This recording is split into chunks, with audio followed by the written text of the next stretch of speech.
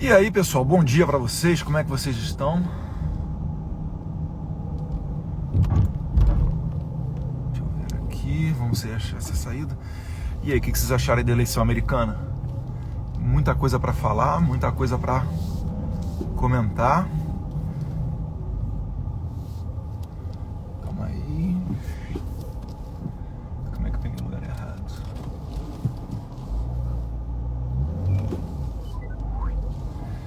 Cara, a eleição do Trump aqui não foi só, entre aspas, a eleição presidencial, né? Teve a eleição do Congresso também. E aí tem vários recados para serem dados a partir do Congresso. Eu vou falar para vocês aqui. Deixa eu primeiro tirar um negócio daqui.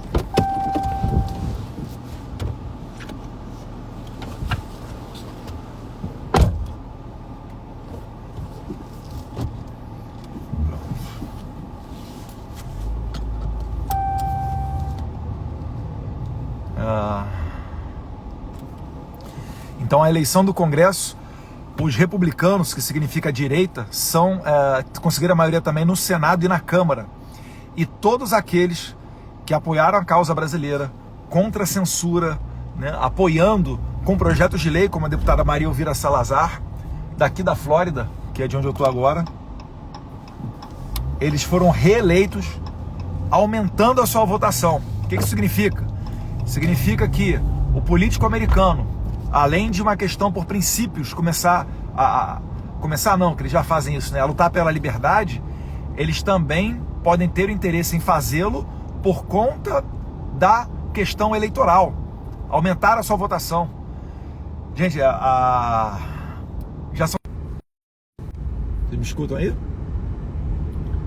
Já são mais de 2 milhões de brasileiros, 2 milhões e 85 mil, pelos dados oficiais do Itamaraty, que moram aqui nos Estados Unidos, a comunidade brasileira. As maiores são Nova York, Boston, Atlanta na Geórgia e aqui em Miami, né, região de Miami, vamos botar Flórida. Então, existe essa mensagem a ser dada. Aqueles que apoiam a comunidade brasileira têm mais sucesso eleitoral também.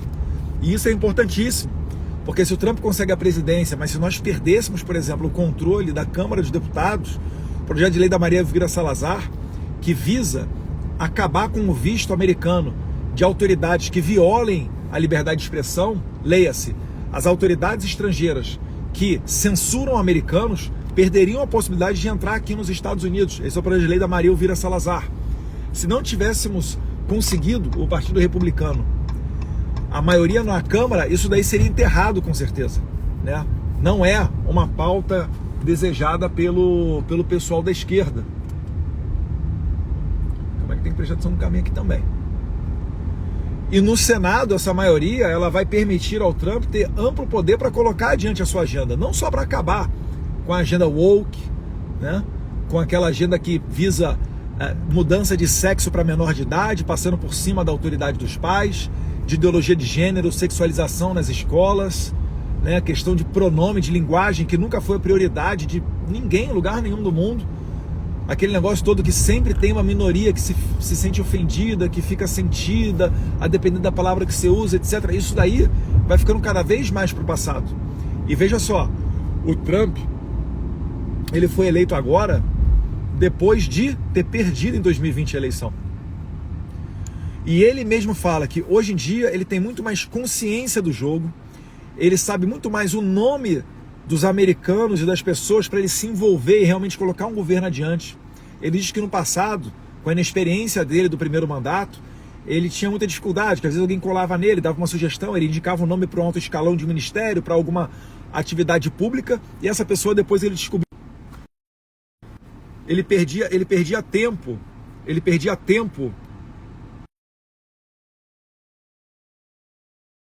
Ligar.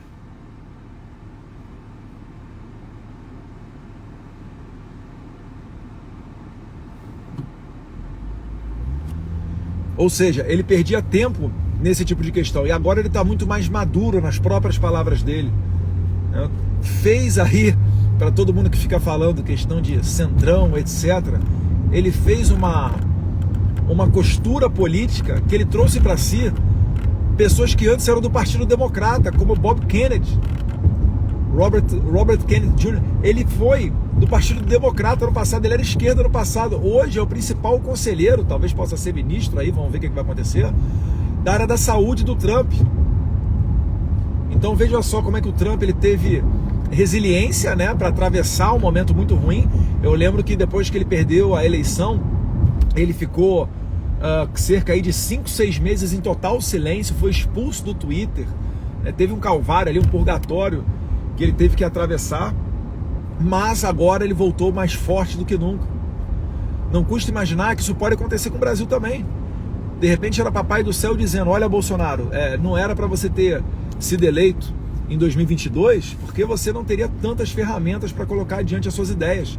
Mas em 2026, tendo maioria na Câmara, maioria no Senado, aliados internacionais, né, a gente tem uma possibilidade de ter ali em 2026, né, um Milei na Argentina, um Trump nos Estados Unidos, várias outras autoridades aliadas, né, o Vítor Orbán na Hungria, Deus quiser aí o Partido Vox na Espanha e o Partido Chega em Portugal, que estão numa crescente.